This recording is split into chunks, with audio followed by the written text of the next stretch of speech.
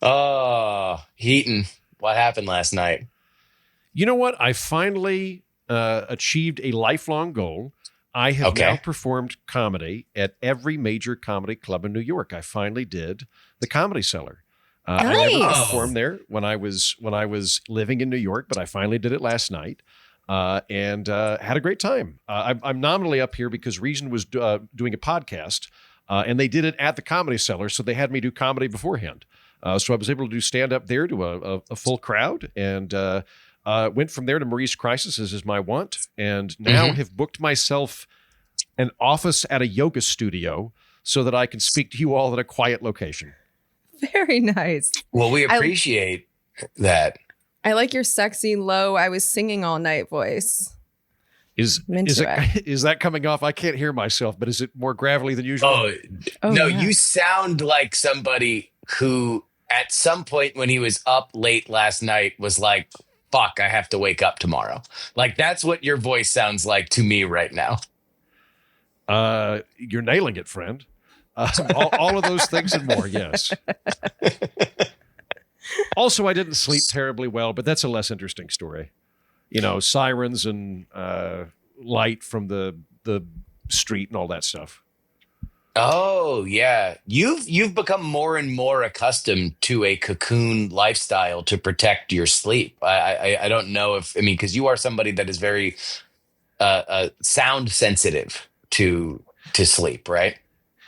Yes, that is exactly true. I would prefer to live in a cave, like some kind of Yeah. Nosferatu character. I want it quiet and dark and cool, ideally. So it wasn't horrible. I slept in a place called a pod because it turns out hotels are very, very expensive in New York. So I slept in kind of a hybrid between a studio apartment and a Japanese coffin. And it was safe with a minimal amount of body fluids, but it had a lot of ambient street noise. So just Yeah. kind of tired. Where do you even find something like that? I went to hotel.com and looked for the cheapest Not a available plug. options. Not a How not a much plug. did they They're not charge paying you me. for a pod? It was, I want to say like 150 a night or something like Pause that. it, It was pause it, pretty good for pause New it. York. Wait, What? yeah, damn, I wanted to have Jed guess. How much was it? I think it was like 150 a night, maybe. I was gonna say I would have said it was definitely into the triple digits. Oh my God, no.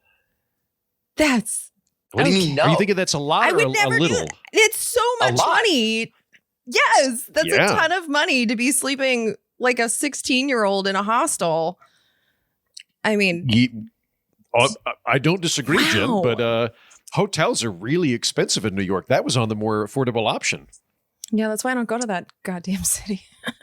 There was a thing that I'm trying to remember where I got it because I don't want to say it if it was just a right wing thing, but like part of the downstream effects of the housing of the migrants during the Biden era was that they were taking up the reason why it found such an enthusiastic home in New York City was because hotels were like, yeah, guaranteed city money. Like, sure, we'll rent out entire floors, if not our entire hotels, to do it. And it took out a very precious resource, which is lodging in a city where a lot of people come and visit. And it has had a gigantic price hike in just the average night of a hotel because it lasted so long that the market hasn't really readjusted for it, even after they're doing far less of it. That's wild. I have read some things like that, Justin, and I remember them because I tend to be in the camp of like, no, immigrants aren't causing problems. They're not, rising prices and that sort of thing. But I did read something about that in terms of New York specifically. Although I think probably the more proximate causes, I believe that New York has cracked down considerably on Airbnbs, which would have Yeah. a real shift in terms of supply. Whereas, previously you could just go anywhere and there were, eight rooms per building that were getting rented out. If in fact they've cracked down, which I think they have. I think they have at a least 30-day minimum. Yes, so you can rent a room for a month as opposed to have Airbnb. That would be great for hotels. I'm sure they were all very much in favor of that. I remember when I first moved to this city, I remember writing an article about that for some publication. That the New York Hotel Association was just emphatic about all of the security concerns about Airbnb. They were really looking out for the safety of the consumer. Now, you could absolutely meet whoever you want at a bus stop and fuck them blind in your own apartment. That was totally fine. But if you wanted to rent it to somebody, that was a real safety concern. You should just stay in a hotel. Why don't you offer that when you're coming to New York? Like, hey, I'll fuck somebody blind. Like, I will fuck blind for lodging. You don't know all of the intricacies of my lodging this time around, Justin, but that could have been part of it too. Okay, boys, I can't take it anymore. Why is Justin dressed like a gay cowboy? We're just ignoring this. I can't do it anymore. Oh, I just figured you'd already covered that. Yeah, why are you? Why do you look like you're about to come out of the closet with Garth Brooks? So my uncle, this is going to start not funny, but it'll eventually be funnier. So my uncle died a few months ago, and there has been a back and forth with his widow, who is very broken up about it, about how and when they're going to do a memorial.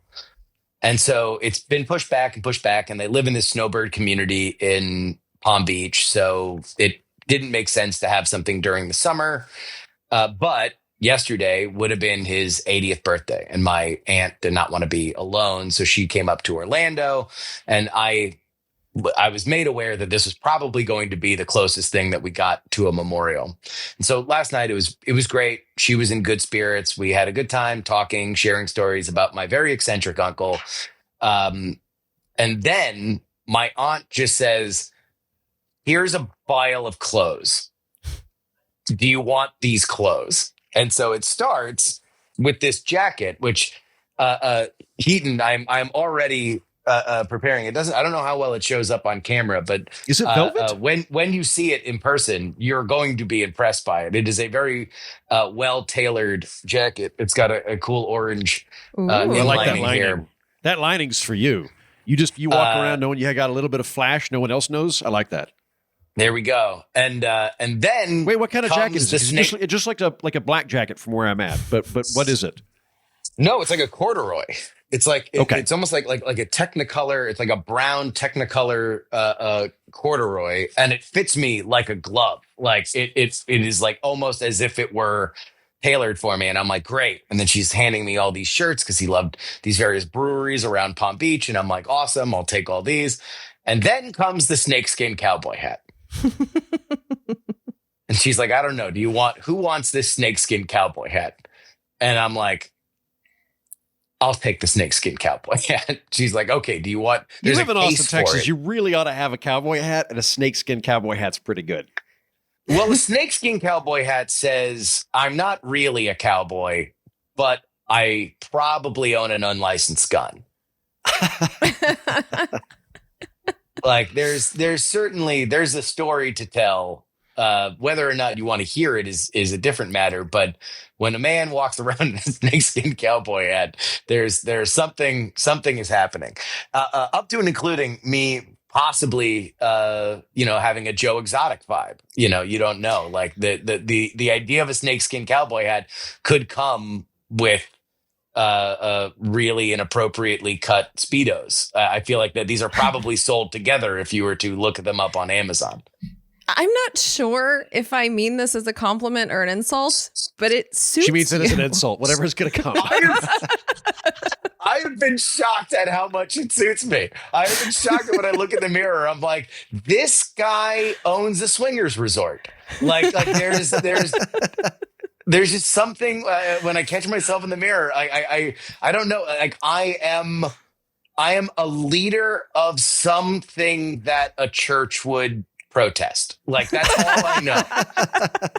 Like I am the before picture in a Netflix documentary about a cult. And then like the end of the trailer, it's me at 80 saying like, oh, I don't know if I did anything wrong at all. And I'm wearing the same hat. Yeah, I have to agree with that.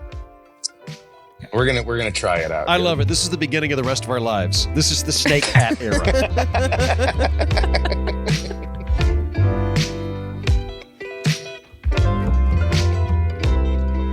From Austin, Texas, I'm Justin Robert Young. From Southern California, I'm Jennifer Brainey.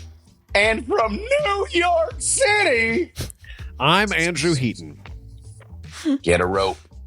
And we are not wrong. On this edition of the program, we're going to talk about the rescissions package making its way through Congress right now, as well as a new report from the United Kingdom saying that an overwhelming amount of children are using AI chatbots as companions.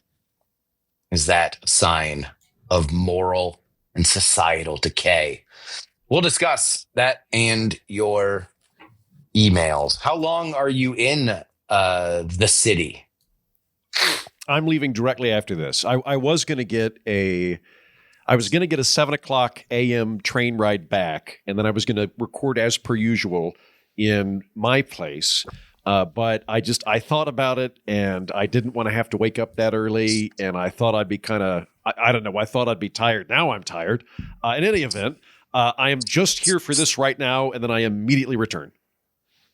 Have you enjoyed your time in the windswept Isle of Manhattan? I had a great time. I had a really, really good time. I got in. I was able to see some improv friends that I love that are near and dear to me. I took Gene Epstein and Hisako out for dinner. If anybody knows the Soho Forum, Gene is the guy that runs the Soho Forum. He's like an uncle. I insisted on paying dinner, and I started crying and saying, you they say you can't pick your family, but I've been able to pick my family, and you're my family. It was really, really a nice time. And then went to Marie's Crisis twice, which I'm now feeling, and was able to perform some stand up at the Comedy Cellar. So it's been a great time. Great little trip. Speaking of Epstein's, I know that we talked about this last week. And so I know we don't like to go back to back. No. We will again with the emails, but anything you'd like to say, we can talk about up top. Yeah. Well, it's just, I woke up this morning to a 6:45 a.m. wall of text from our president, basically kicking people out of MAGA if they believe in the Epstein hoax. And I'm just like, I figured when we talked about this last week that it would be over. And it's just very much not. And I guess Justin, you in particular, because I feel like you're very dialed into like the 8chan weird MAGA. Plus, look at that fucking hat. Look at that hat. That's a guy on 8chan. I know. This guy who owns a server for 8chan.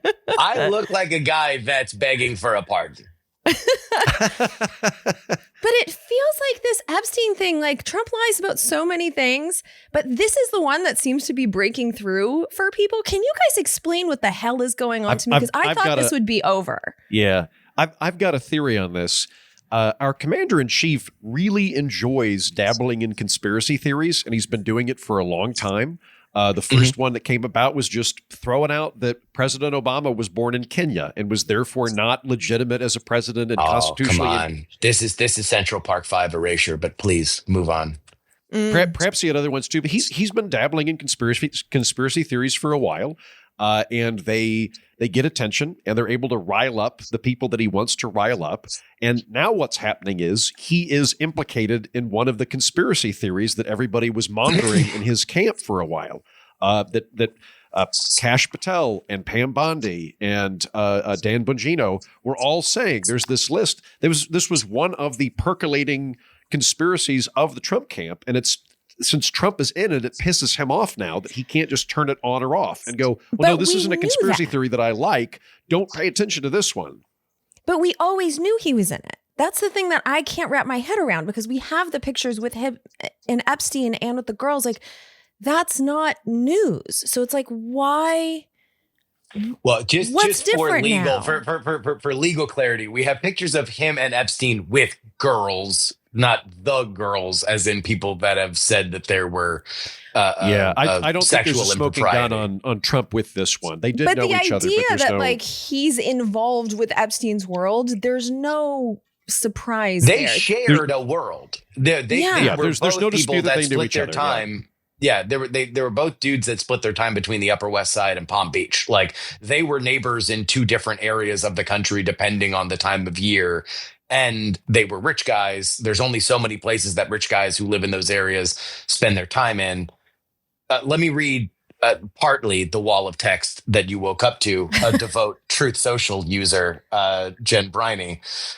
This was posted at 8:43 in the morning Central Time. I'm going to skip ahead a little bit about how the radical left Democrats Yeah, it's very long. have perpetrated various different hoaxes. They are no good at governing, no good at policy, no good at picking winning candidates. Also, unlike Republicans, they stick together like glue. Their new scam is and will forever be called the Jeffrey Epstein hoax. And my all uppercase past supporters have bought into this bullshit, quote unquote, hook, line, and sinker.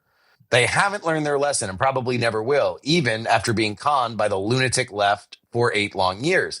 I've had more success in 6 months than perhaps any president in our country's history, and all these people want to talk about with strong prodding by the fake news and the success-starved Dems is the Jeffrey Epstein hoax. Let these weaklings continue forward and do the Democrats' work. Don't even think about talking to our incredible and unprecedented success because I don't want their support anymore. Thank you for your attention to this matter. Make America great again. And this comes after reports that Trump himself called around to sort of rein in some of the MAGA world influencers, including Charlie Kirk. Who did say, I'm done talking about Epstein. My read on this is, number one, the MAGA base has always been far more into Epstein than Trump is.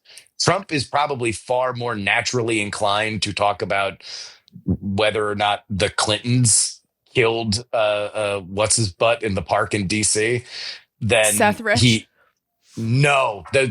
Previous Clinton. I'm talking about OG 90s Clinton killed. Which one in the body count are we talking about? Vince Foster is the usual one to go to. Yeah. He's more matter of public record. Yeah. He's more like record that everybody knew this. Yeah, Jesus, yeah. Clinton, you didn't know this? Jen, Bill Clinton, he killed Vince Foster. Look at that clip of Norm Macdonald on The View. just an absolute classic. He's always, so there's a clip from Fox during the campaign where they were talking about things that he would declassify. And they went through, it's like MLK. He's like, yeah, absolutely. Like JFK. Oh, yeah, no, definitely.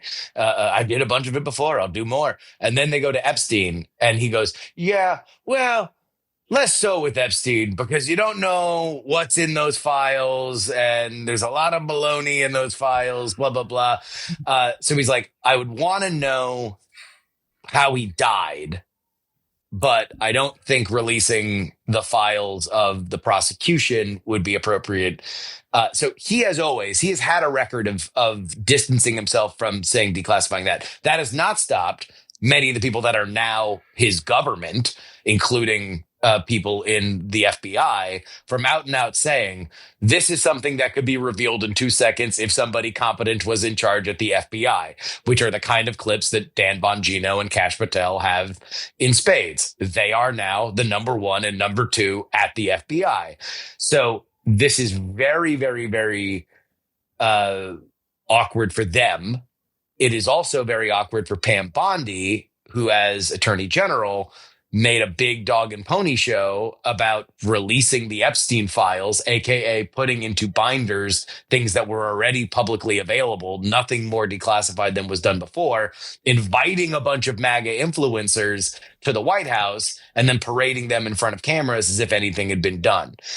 So all that being said, what's happening now is that Donald Trump is never more frustrated in life than when he can't control the message. And the people that he looks to move messages are his most hardcore supporters. He is somebody who very much believes that if they are jumping up and down and screaming about something, it's the fastest way that he can get his message out into the mainstream. And he can't control it right now. There are people in the MAGA world that are that were attracted to Trump, not necessarily because of declassifying the Epstein files in specific, but that is a huge example of why they believe an outsider needs to come into government to clear house for the secrets that were kept for the powerful and the elite. And now that Donald Trump is not doing that, there is a schism within at least the world of MAGA influence, which Donald Trump pays a tremendous amount of attention to, on is he doing the right thing? When what Trump wants to talk about is, hey, the jobs report was great. Hey, gas is cheap. Hey, I'm all these things that people said was going to happen with the economy didn't happen, and look at me now. We're going to punch Putin because we couldn't before. He wants everybody to be talking about that, and they're not, and that frustrates him greatly. And I think that's what got the wall of text that you woke up to. So you think it's like they feel betrayed? I guess, like, for me, he betrayed them on a lot of things. Like, he told them inflation would go down. It's still increasing. He told them we'd get out of Ukraine. He's now sending more money to Ukraine, just doing it through NATO. Like, we're still sending weapons and bombs to Gaza. Like, all the things that he said, like the peace that he was going to have and helping the middle class, which, like, he's now kicking people off Medicaid. Like, he's betrayed them time and time and time and time again. But this one, why is this one the one that sticks? I don't think that they see it like that. I think you are looking at it from the lens of somebody that is not a baseline Trump supporter. Oh, they for don't sure. See like, I don't get it. Like, I don't understand how they can be see betrayed on so many different levels, but this is the one. This is the one that doesn't really directly affect them. And yet, this is the one that seems to be turning. And I am speaking for people that I am not of, but yeah, they would not look at, they look at inflation. Welcome to the Tell No Tales adult resort. Your first 2 cocktails are free. Check your gun at the Donkey Hut. I don't think that they would look at his economic record as anything other than good. I think that they would be heartened by the fact that inflation has continued a downward trajectory with a slight uptick in this last month-over-month report that came out this week. But otherwise, it's been on a good trajectory. Jobs have been on a good trajectory, and they look at the big beautiful bill as no tax on tips, no tax on overtime, no tax on Social Security, and they see the Medicaid stuff as liberal screeching. Now, if that changes down the road, when this goes in 2 years, maybe that changes. But they look at most of what you said as just liberals trying to make trouble. So they don't believe the stuff that would actually directly affect them, but they believe the Epstein stuff, and therefore this is a betrayal. They believe that Donald Trump is an outsider, and that's partly why they love him. And if an outsider was faced with the coiled, pooled corruption of the old guard, it is his duty to throw it out into the street.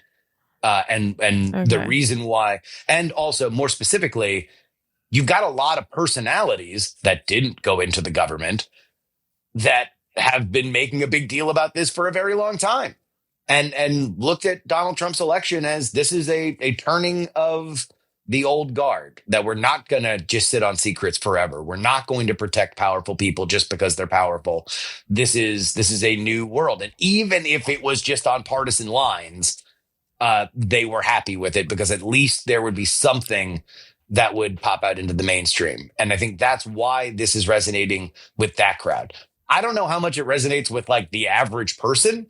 This does feel like something that is just an online thing, and maybe that'll be the case, but that's what I think you're seeing. Okay. That is helpful.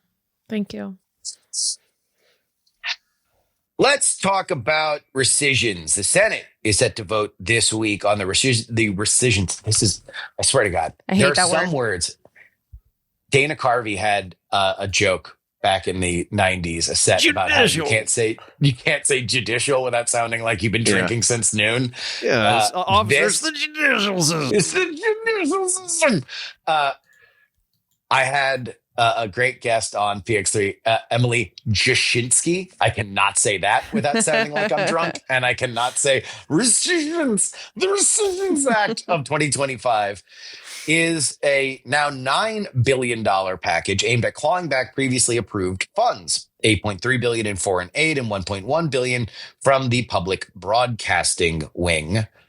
The bill, which was passed narrowly by the House, used expedited rescission rules requiring only a simple majority in the Senate, but it has triggered a resistance from Democrats and some Republicans, including Senators Collins and Murkowski, who warn of damaging global health, emergency alerts in rural areas, and congressional authority. Senate GOP leaders are working to shore up at least 51 votes before the Friday deadline.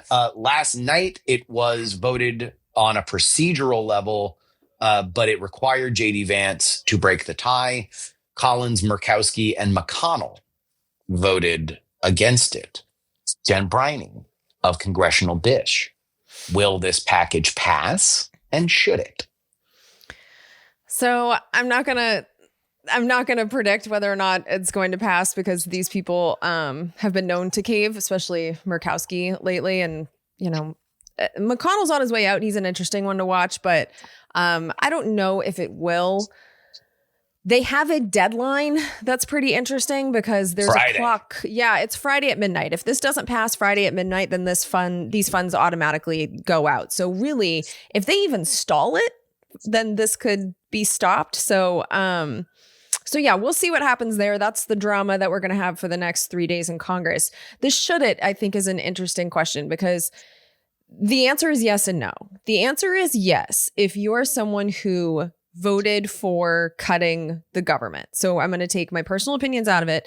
The person who won and the Republicans that are in Congress were elected to slash government. The way that they chose to do it in the beginning of this administration was to have Elon Musk and a bunch of people basically invent an imaginary department that was going to go in and slash government. And that's been challenged in all kinds of different ways in the judicial system. And it's just not really working. The way that they're supposed to do it is exactly this way, with the rescissions package, taking back money that was appropriated by Congress by doing it through Congress. And so procedurally, should this be how it is done? Like, yes, we are actually seeing the system work properly here by doing a rescissions package. Now, the cuts that are happening here, $9 billion. Hold on, guys, can we stop? Sorry. Ever since you got that hat, I know. I sounded reedy and thin, but mostly because I was on the wrong mic. Anyway, Jen, I apologize. Please go. Yeah, we didn't. Yeah, we me didn't too. have That's to why my stop voice that. sounds smoky. I'm not tired of My hungover. mic was fine. You could have let me finish what the fuck I was thinking. Like, Then no, I would no fuck. idea I where would not. was. I would not remember. I sincerely apologize. I did not mean to totally fuck you up. I panicked there. That was on me. This is exactly how this process should go through Congress. Yes. So procedurally, this is the way it's supposed to be done. Doge was never really legal with the the task that it was given. This is a drop in the bucket compared to what they were promising. They were promising trillions of dollars in cuts. This is $9 billion. Also, if you look at what is being cut, like, I'm familiar with a lot of these different agencies. A lot of it is State Department funding. And what people don't seem to understand, like, one of the things that is supposedly cut in here is the Economic Support Fund. That thing is a slush fund that is connected to a bunch of other funds. And so you can cut one thing, but then they can just move money around as they see fit.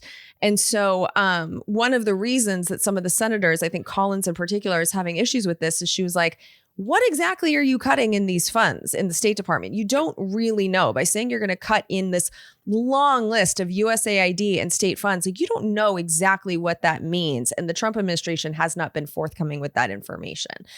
I think the real policy issue here is not the State Department funding, because they have so much transfer authority, not only within the State Department, but between the Department of Defense and state. I think whatever they want to do, they're still going to be able to do.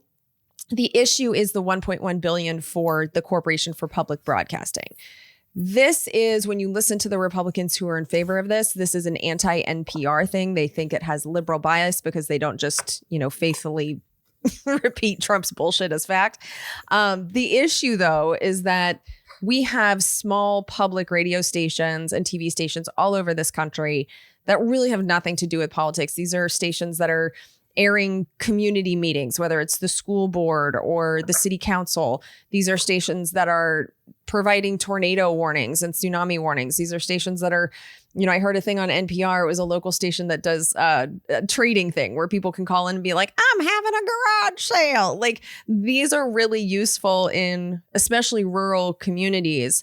And cutting the funding for them would be absolutely gutting. Where for NPR, I believe their public funding is like 1% of their funding. They're going to be perfectly fine. But it's these rural stations, which is another thing that like Senator Lisa Murkowski of Alaska, which is a territorially huge state, but as far as like population, it's very sparse.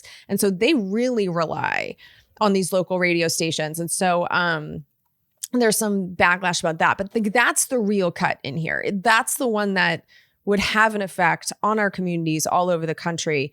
The State Department stuff, I think that's going to help them politically to say like, we cut the transition initiatives, which is as regime changing as it sounds. They're able to run on doing that, even though they're barely cutting those things. It's the public broadcasting. That's the real scandal here. So it's just like, my opinion, should it pass? I would not like to see this pass merely because of the Corporation for Public Broadcasting. There's also some funding in here for health initiatives. But again, I think that's overblown because these transfer authorities exist. But should it pass based on what they're trying to do? Like, this is the proper procedure. So it really depends on what your politics are. But for the goal of the people that we elected, like, this is the proper process. And this is the first time we've seen the proper process. Would you be more for it passing if it was just $8 billion and the $1.1 billion for the Corporation for Public Broadcasting was left alone? If it was just the State Department money, which is the lion's share? Yeah, I'd be less worried about it just because I'm aware of transfer authorities. I would like to see some of the public health. So it's like there's money taken out of here for international disaster assistance. Like, I don't love that in there, but taking money out of the economic support fund, I don't care. The democracy fund, I don't care. Transition initiatives, I would like to see that entire thing disappear. So there's things in here worth cutting as someone who doesn't really believe that it's our job to change the governments of foreign nations. But I also know that this $8 billion for the State Department, it doesn't really hurt their mission that much because I know how much they're allowed to shift money around. Mr. Andrew Heaton, will it pass and should it? I have no idea if it will pass or not. I completely defer to Jen on that one. I would probably vote for it, but I'd feel a little squiggly about it for the reasons articulated by Collins. I am the three arguments I've heard against it from Murkowski and Collins are two provisions on the nature of the defunding and one provision on the nature of the procedure. The funding ones are, as Jen notes, for the Corporation for Public Broadcasting and NPR. I do think those should be defunded. That doesn't bother me at all. Or rather, I don't think they should be funded by the federal government. I think they should be privately funded the way C-SPAN is. But in terms of the foreign funding, that one is a little bit more murky to me. I think that with a lot of that, there are good programs that exist. There are a lot of bad programs that exist. There are a lot of programs that are kind of like, I don't know how to, like recycling corporate welfare that exists that do some good, where we have aid, but it has to be purchased using U.S. ships from U.S. corporations. And so people do get the aid, but it ends up being a way to kind of recycle taxpayer dollars to Americans. So that kind of stuff, I think, gets more complicated. And I appreciate Colin's point that we would like to be able to see, if I were a senator, I would actually like to be able to look at the itemized list of what they're planning to cut instead of, as I understand it right now, where the White House is kind of giving them categorical imperatives and saying, we want to cut these particular things, or excuse me, these categories, but we're not going to tell you the exact programs in them. I appreciate that. If I were in the Senate, I think I would be bugged by that. But my overall position would just be that of a deficit hawk at this point and say, look, until we get the deficit in order, I'm not for funding anything that's non-essential. If I have an opportunity to cut something that's not an essential government service, I would cut it. Once we get the deficit in order, we can talk about that. We can look at programs on their merit. So I would vote in favor of the rescissions package for those reasons. In terms of In terms of the specific things, I respectfully disagree with Jen on NPR and the Corporation for Public Broadcasting. Those are 60s era programs that I don't think make nearly as much sense now in the age of telecommunications, satellites, the internet, YouTube. The gaps that they were meant to fill have largely been filled by other forces, and so I don't think that they're nearly as pertinent as they used to be. But more importantly, I don't think that the government should be in the content generation business, and I think that you always run the risk of having either a politicized content coming out or the presumption of politicized content coming out, both of which are destructive to those ends. And so I like the C-SPAN model, where they're providing a very valuable social good and public service, but they're not doing it on the public dollar. Separate the two into separate rescission packages. I'm gonna vote to defund Corporation for Public Broadcasting and NPR without very much hesitation on my end. And on the foreign aid, I would ideally like to see what the specific things are that are being knocked out. But absent that, I would vote no, just purely on deficit grounds. Although Jen's point is well made that this is not a huge amount of money comparatively when we're looking at the budget. This is, I think foreign aid itself is like 1.2% of the federal budget, and this is not the entirety of foreign aid. This is about $8 billion out of, I think it's like $55 billion that we're going to do in total foreign aid. So it's not even something that's going to make a huge difference fiscally, but just as a best practices perspective, I'm for being very prudent with our spending until we get our spending in line. Can I just ask you a quick question? Because Corporation for Public Broadcasting and NPR are not the same thing. NPR is funded by the corporation, but a lot of its funding goes to these rural communities. And like I said, we're able to get cell service, but I live by the beach. If I walk 50 yards that way, I no longer have cell service. So it's it doesn't cover everywhere. And if you live in a state like Alaska is a really good example here, where radio waves can cover land that people can't get cell service. And so where these stations are responsible for not necessarily generating content, but literally going to the city council meeting and just broadcasting it to the community, to broadcasting what to do in the case of a tsunami, broadcasting that there's a tornado warning. Do we not see these stations as an essential public service? Because if you're doing it for profit, that stuff isn't entertaining. It's essential, but it's not entertaining. And we actually are friends with people at C-SPAN, and we know they're struggling with their funding. So the idea of the private sector. C-SPAN's a weird model because C-SPAN really is more of a tale of corporate responsibility. Yeah. C-SPAN lives because other companies that make a lot of money said this should live and we should give it money. And now they are trying to wrestle a new generation of these titans into making the same model decision. Google won't cough up the 6 cents to actually air it. So we'll see. Let me just finish my question for Andrew real quick. Okay.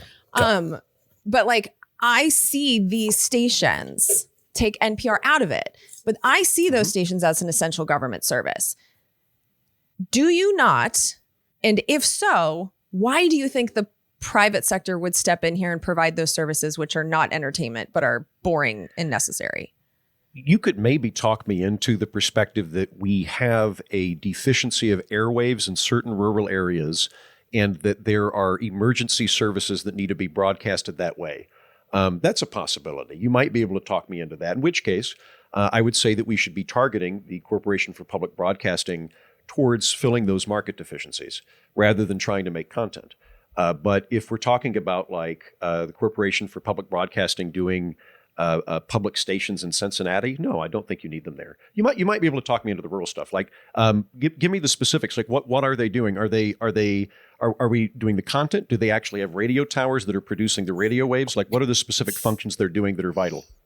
Well, from what I understand, they're merely giving the local stations the money, and it's the local stations that get to decide. So it's you can have a station that has 5 employees, and their job is to host like I said, they'll air the city council, they'll air the school board meeting. They will, and then in their dead time, they'll air NPR, the BBC, or, whatever content they have. But when they have their programming, I think that's up to the local stations. And I think that's kind of the beauty of it.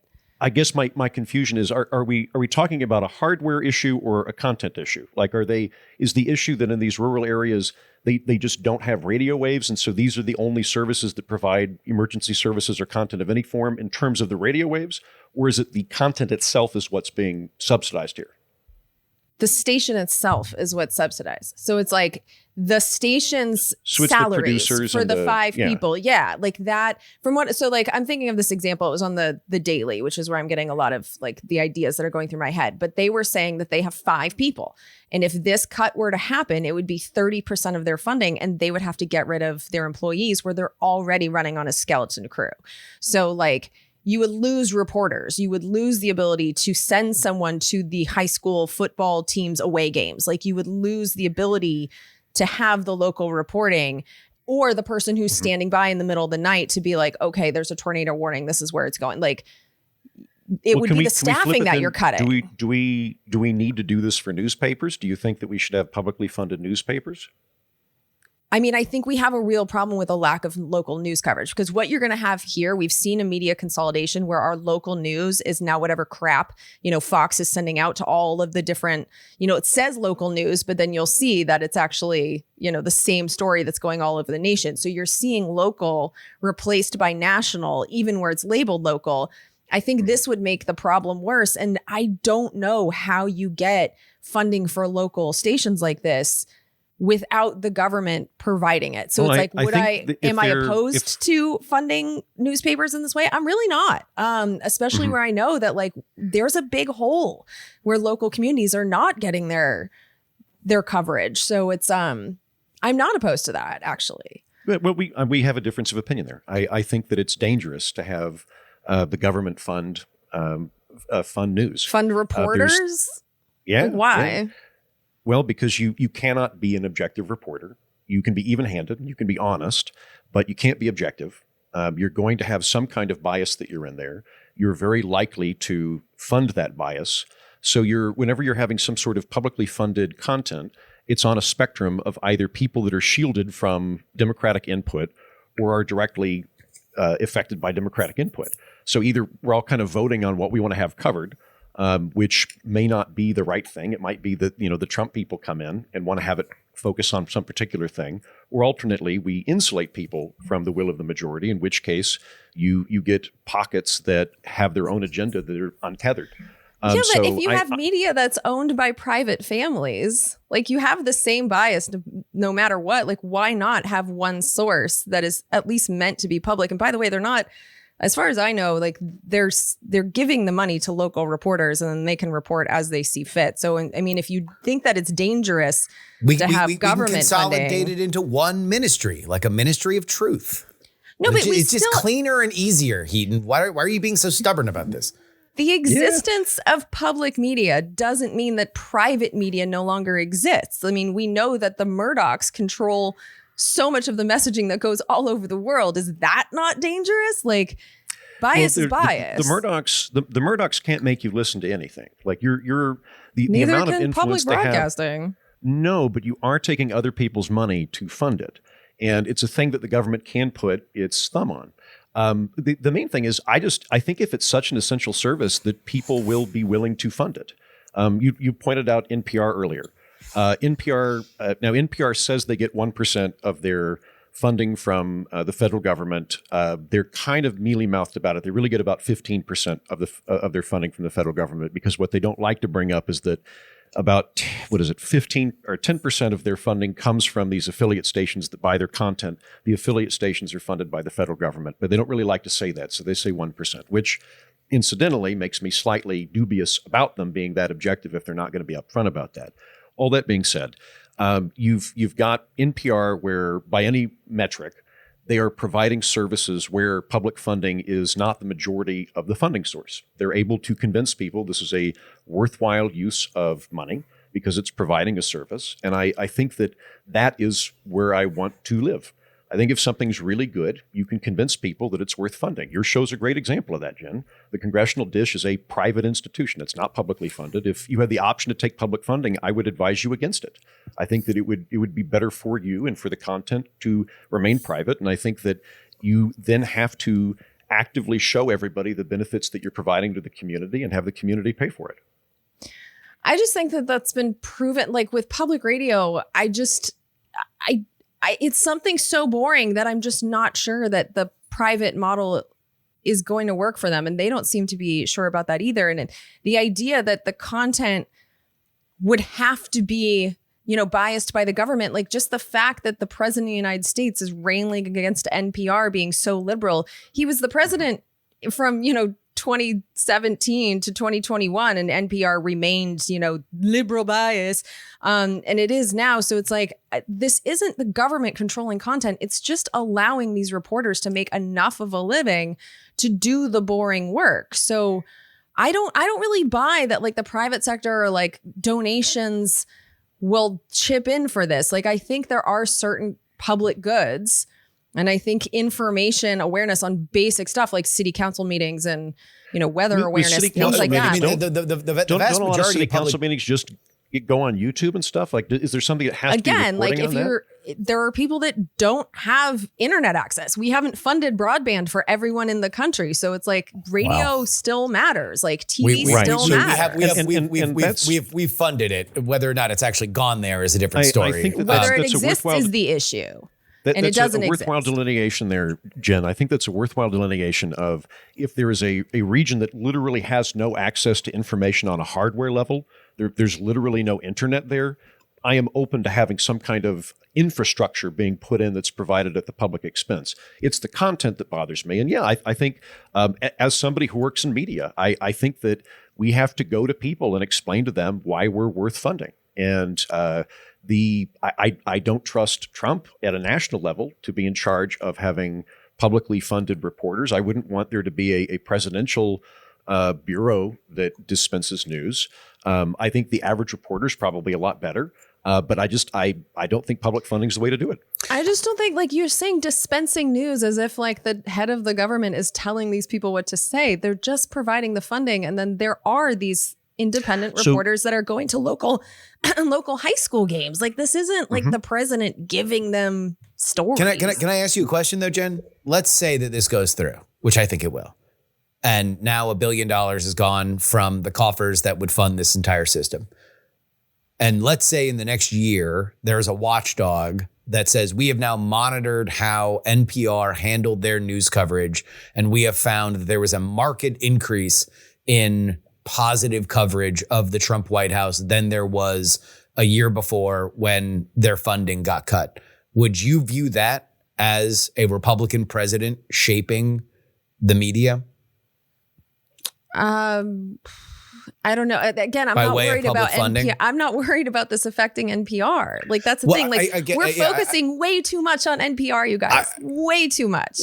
The Corporation for Public Broadcasting and NPR are not the same thing. So it's like I understand. If you don't like NPR, try and take the funding away from NPR. But most of that money goes to rural and local stations. My point is not to say about this specifically, but to just have a broader conversation about public funding of media. We can have a conversation about the rural stations because to button up what I was saying before, I do think people would look at it as Donald Trump yanked the purse strings of NPR, and now they are tilting more toward a conservative bent, and they would look at that as being a dirty pool. When it comes to the rural stations, I don't know the truth. Here's all I know. Whenever coastal people start talking very explicitly about the plight of rural regions, it just raises the hair on the back of my neck, and I wonder exactly how much it is true. And I don't know how much it's true. I do know that if we're talking about remote areas of the country for which only get the strains of a public radio station, and that's the only media that can get to them, it would probably be cheaper in the year of our Lord 2025 to get them satellite internet and pay for it in totality so they could have more of a connection to civil services and warnings that could affect their lives than it would to fund the corporate the Corporation for Public Broadcasting that would run these stations. I think that is That's a bank not on shot. the table. Well, I'm saying that I don't mind the cuts here, and I don't know how much they are a problem. It always I wonder how much of this is a rural minstrel show for coastal elites to protect funding to an institution that they care a lot about. Well, as the person sitting on the sand and who I think is being low-key called that coastal elite, I'm getting this information from an episode I heard on the Daily from a guy who is in rural Alaska. He is the operator of a local radio station. He was telling us what he did, how the cuts would be devastating, how he would have to take his reporters down from 5 to 2, the stuff that he does, which was just so boring. But it's like, this is a station that connects this community of there was 3,000 people in the entire city, and they're all very separate. And he said that if you leave this radio station, you go 3 miles away, there's no internet whatsoever. So that's where I'm getting this from. I'm actually getting it from someone who is in rural Alaska and whose points made a ton of sense to me. I've also on a New York driven Times across podcast. I have also driven across this country multiple times. I like to listen to the radio just to see what it's like. And all you can get is Jesus, the conservative talk radio, and then like a sports station. And so in there, like I wasn't getting a public radio station. And I feel like there is a hole there if you have things that are good for the community to know and yet are not being put forward because they don't make the Murdochs money. Like, where are we getting this information? We are all so appreciative of C-SPAN. We're so glad that it exists. And this is the same idea. And yet we're shitting on it because the funding comes from taxes and not from corporate cable companies. There's a difference between public and nonprofit. My issue is with public, not with nonprofit. I don't think everything that's good has to make a buck. My problem is the taking money from people, whether or not they agree to it. I think in general, it's best to have a society where you convince people to give money to worthwhile causes. Not all the time, but most of the time, we opt on convincing people rather than making them do it. This strikes me as a pretty good example of a situation where there's a public good that can be provided by myriad different facets. There are lots of different ways to get information. We have more information than at any point in all of human history. We have more ways to get it than at all points of human history. I think this is something that we can generally have people buy into. You just said it. It's a public good, and therefore pooling our money to make sure that this public good exists. I think it's a completely appropriate use of tax money. That's the whole point of funding a public good, is because it benefits the whole public. And if you're someone who doesn't understand how important it is to you until the tornado is coming to your house and you're like, oh, whoopsie daisy, forgot to fund that, didn't appreciate it until I needed it. Like, that's why you can't depend on individuals to fund this on top of their taxes. This is something that just needs to be on standby for when you need it, for when your kid is going to school. And now all of a sudden you do care about the school board meeting. I don't give a shit about the school board meeting because I don't have kids, but like someday I might care. And to have that station on standby to play that for me when I wasn't appreciating it before, like, I just think that this is one of those things that our taxes is for. Public good should be funded by the public. If I can listen to the PTA meeting on YouTube, then I don't know that I need to have it on the radio. And what if you don't have internet? Charge anybody? What if you don't have internet? This is not internet. I think we're talking about accessibility issues, which I'm here for. And if we got to the point, if this was matched with a guarantee that every person in this country would have internet, which by the way, we have funded and they just haven't done. But like if we were forcing these companies to take their cables and put them in every single house that exists, then we'd be having a different conversation. That's not where we're at now. Where we're at now is that there are some people that can only get information over the old technology. And so to say like, well, if I could see it on YouTube, well, it's not about you. You're wealthy and you have the internet. Or phones. They don't have phones. They don't have smartphones, anything like that. They don't have internet access at all. Like for people that don't have internet access, I think that's the bigger issue. Is there are people that don't have internet access? The people that don't have internet access, like let's talk about that. But if the issue is they can watch the PTA meeting on YouTube, but we would prefer that they have the radio as well, I'm less worried about that. When you're in an emergency, what they tell you to do is to have a radio with you. Put it in your storm shelter, have it around when there's an earthquake, and all of our earthquake kits, it's have a radio. Why? It's because the internet doesn't always work. In emergency situations, what am I doing when I'm hiding or like waiting for the all clear in the earthquake? I'm turning on AM radio and hoping to God that there's still a public station there that's going to tell me what to do. Tell me when there's the all clear. So this idea that we're fine as long as we have the internet, there is no guarantee you're going to have the internet in these moments. You still need radio. I've spent a lot of time in storm cellars hiding from tornadoes, Jen.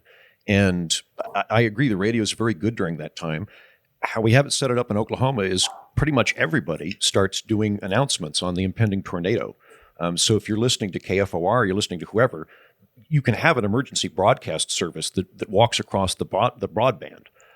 In fact, I think I'm okay with that because not everybody's necessarily going to be listening to the public station anyway. So having the alert come on if you're listening to the oldies station to let you know a tornado's on the way might be the way to handle it. But I don't think that you have to have a public station in that instance. You can there are different ways to get the information out there, including over the various other channels. Only if those channels, which are private, are deciding to air that. But what if you only have national programming? What if you have 3 stations and they're all national stations and they're not doing local stuff because we don't have a public radio station? You're talking about like tornadoes? I mean, I think the law actually preempts that. Where I could be wrong about this, but I think emergency tornado, alerts go over the top. Yeah, you're not allowed to opt in around, and I'm fine with that. By the way, like that's fine. I don't have any problem with that. But I don't think that. But what if you you're describing don't have the local radio station, if it doesn't exist because the budget made it not exist, right? What do you do? Well, so what do you do? Jen, we are Jen, at the beginning of our conversation. I mentioned that if we're talking about places that don't have any access at all, I'm open to that. It's really the content side of it that I'm more concerned about. But if you've got a national weather alert, a national weather alert's not necessarily going to be done by the local level. It's going to be done by the National Weather System, the National Weather Service. So, if you need to have a radio station. When you turn on the weather channel, they'll go to commercial because they're covering it nationally. You do need your local station to tell you exactly what's going on. My point is, this is an existential threat to local radio stations. It's an existential threat to local TV stations. And until we have the infrastructure in place that allows them all these other ways to get information, these are things that need to be protected. That's my point. We don't have that right now. What we are creating is a scenario in which you're in a rural area that does not get internet and only has access to one station currently, and that is a publicly run station, and therefore you are dependent on it, right? Is that what you're saying, Jen? No, I'm saying that these things need to exist because if you have 10 different stations and 9 of them are doing national coverage or are run by people that are, airing whatever Ryan Seacrest is doing on iHeartRadio, like you need to have something that is local. And what I'm concerned about is we are now going to allow the local stuff to disappear, hoping that private donors will fill in the gaps. And if you're talking about communities where people are cash strapped to begin with, that might not happen, or they just don't appreciate it, or whatever reason that private donors don't do it. I think there is value in protecting the existence of local TV and radio stations. And this cut without a corresponding investment in other infrastructure that would get information out to people, that will allow these public stations or whatever you want your local stuff to be, there's a mismatch there. So it's like you can have 15 different stations, but if you don't have someone in your neighborhood reporting something, then you don't have local news. You don't have this information. You were making a compelling case on the need for that funding on the content provider side. Does anybody have data on what the actual listenership is for these groups? Like in these rural areas, do 90% of the people in the county listen to this? Do 1% of the people in the county listen to it? Because that would factor into my decision as well. If it's something where I don't think that matters. There are, if 3 people in the county listen to this and it has 10 people doing the job, at some point, even if it weren't effective, it wouldn't matter. Whether it's effective or not would make sense to me, right? So if 90% of the people in the county are listening to the local access Corporation for Public Broadcasting affiliate, and they're poor and they don't have any other options and they can't fund it, then that is more compelling to me. But if it's a situation where it is indeed boring content, as you say, and just nobody's watching it, then I'm also less worried. I don't know. I would like to see the numbers on how many people are actually watching it. I mean, I obviously don't have those numbers, but I don't think popularity and importance are the same thing. So, in fact, I think because this stuff isn't popular, but is important, that's why it needs to be publicly funded, because most of the time you're probably not listening to the public radio. Like, you're probably not listening to the city council meeting. It's the same reason why I get paid to watch C-SPAN, because like, who's watching that? But it is important that somebody is. And it could be important to you because like whatever's happening at the student council or the parent teacher meeting or whatever, that's what's going to affect your students. So there could be 3 people listening and it's the most important thing in their lives. But for the rest of us, we're listening to whatever Ryan Seacrest is up to because we want to be entertained. So it's like that really boring but essential stuff for those 3 people. That's why I think it's so important that it be publicly funded, because if we're judging by popularity, then you would be like, well, cut that. No one's listening to it. If you're only looking at numbers. It's more of the effectiveness that I'm concerned with than the popularity. I don't disagree that popularity and importance are orthogonal to one another. Define effectiveness for me. Like, are there a lot of people listening that are depending on these services that you're talking about? Like, what is like in these rural areas, what is the percentage of people that listen to it? That to me still is sounds like a you're worthwhile counting data point. numbers. If it I'm went definitely away, counting would numbers. anyone miss it? That's popularity. Yeah, that's it. If that's how you define effectiveness based on how many people listen, like that's a popularity issue. That's Well, if you were doing an NPR broadcast that nobody listened to, like literally nobody listened to it, I would defund it. It would not be effective. I would get rid of it.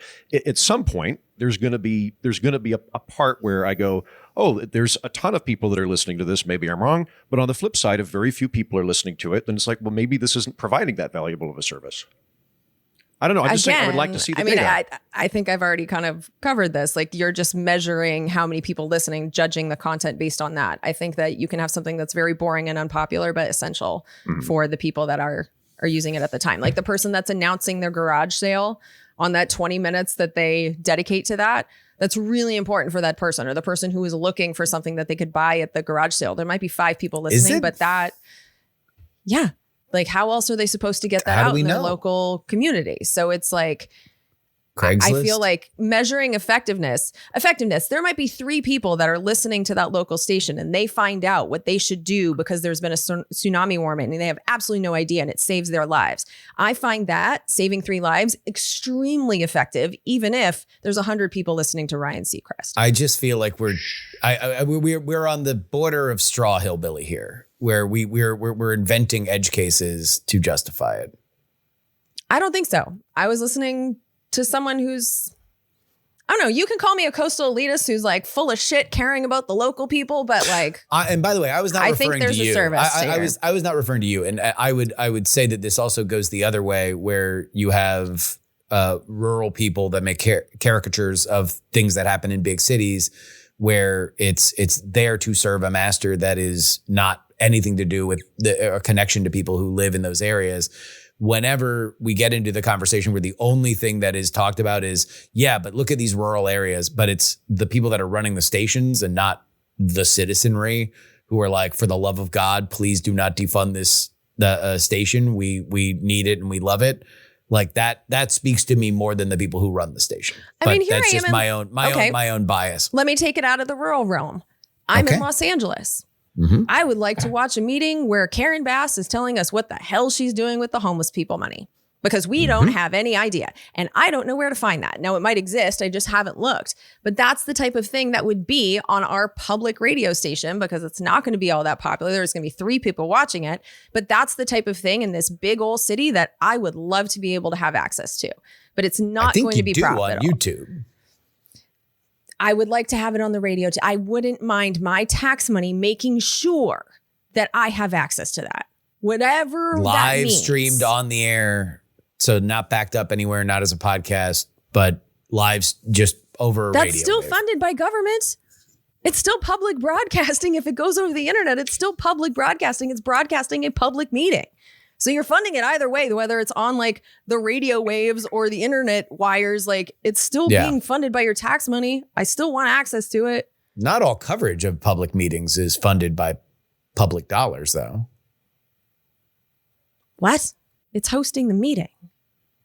Well, they can publish it themselves, but there's other people that live stream these things by way of private newsrooms, privately funded newsrooms.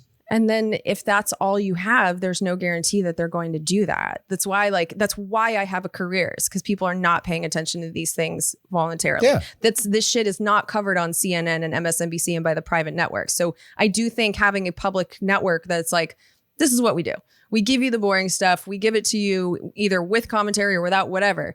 But I do think the public being like required to give us this stuff, this boring stuff, you can't depend on the private networks to air it because they're not. Well, I mean, you and C-SPAN are both private. Like you're both part of the private sector. So like you can provide these valuable social services within the broader scope of the private sector. Like it doesn't have to be binary. You still have room for this within nonprofits, within for-profits. You can, but it becomes a choice, which we also know with C-SPAN. The three of us have been trying to get our audiences to help C-SPAN to get the big, YouTube, Tubi, Hulu. Like these are huge companies that can't afford C-SPAN and are choosing not to. So by leaving it as a choice for the private sector, you're not guaranteeing access to this information. Only by using taxpayer money to air taxpayer-funded meetings can you guarantee that it gets out there. And I don't care, like, if every single one of us had internet, I'd be more on board with this conversation, but we don't. But the important thing for me is that this information can get out there. I actually think it's important that parents that can't travel can listen to the radio and have their high school students' away games be aired for them. Like, there's public value to that. And I'm fine with my taxes paying for it, especially in the absence of other ways of getting this type of information. And I think Brian Lamb was right to not have public funding for C-SPAN, and that has been a model that has broadly worked and continues to work. And I would like media to more resemble that. Well, we've talked to C-SPAN and they're struggling with that funding model. So C-SPAN's also national. We're talking about local stuff. There's not as enough. If C-SPAN is struggling to do the national level boring stuff, imagine how much harder it is to cover the information for 3,000 people in Alaska. But C-SPAN is facing for the first time in like however long, 40 years that they have existed, they are experiencing a changeover in who is going to step up in terms of corporate responsibility. And there may well be a moment where Disney and Google, primarily who run the biggest over-the-top services, decide this isn't the case. We're not going to do this. We're not going to carry on with the corporate responsibility that the cable companies did before us. And instead, we're going to, do something else. And maybe C-SPAN will suffer for it. But up until now, they rode the entirety of cable from stem to stern, effectively. So I don't know. I don't know if this is a cumulative effect. I truly, I want to concede some ground here. This is not a trick. This is something that I'm thinking about on a regular basis. There has been an implosion in local news. I'm thinking more of newspapers than I am of radio, but there's been an implosion of local newspapers the last 20, 30 years. I do think that that's an issue. I don't really know how to square that circle, though. So like this is all hypothetical. This is not what we're arguing about. So Jen, I'm not trying to put any words in your mouth here because you haven't said this, to be clear on this. But when we talk about like the demise of local newspapers and the various solutions that are floated, one of the solutions that will come up is, well, why don't we just have a fund available for public newspaper or for local newspapers? And the concern I have with that is, were we to do something like that, almost immediately, like Koch Enterprises would start creating local newspapers to soak up that funding, and then they'd be able to have an ideological slant on it. So I don't think that would work very well, because I think there'd be too many people that would want to try to capture the public funding in order to push the news in a particular direction. And they might well be conservative or libertarian, but I do think the incentive structure would be there. I don't really know how to square the circle. It's something that I don't feel great about. I would like there to be more local content, but I don't know how to get there. So this remains something kind of up in the air for me. But I still remain in the hesitant camp in terms of the public funding model for what we've been discussing. Let me just quickly pivot back to the State Department stuff, although we are not necessarily in disagreement there. But, they fired, I think, 1,300 State Department people last week. And the display of what happened as they were leaving, they were all being cheered as if they were leaving summer camp, and there were, signs up on the wall saying, if you've stayed, resist fascism.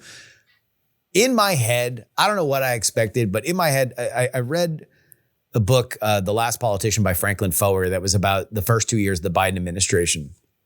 And they discussed, as everything was going tits up in Afghanistan, that they got rescue puppies so everybody could cuddle a puppy because it was such a bad time to be at the State Department.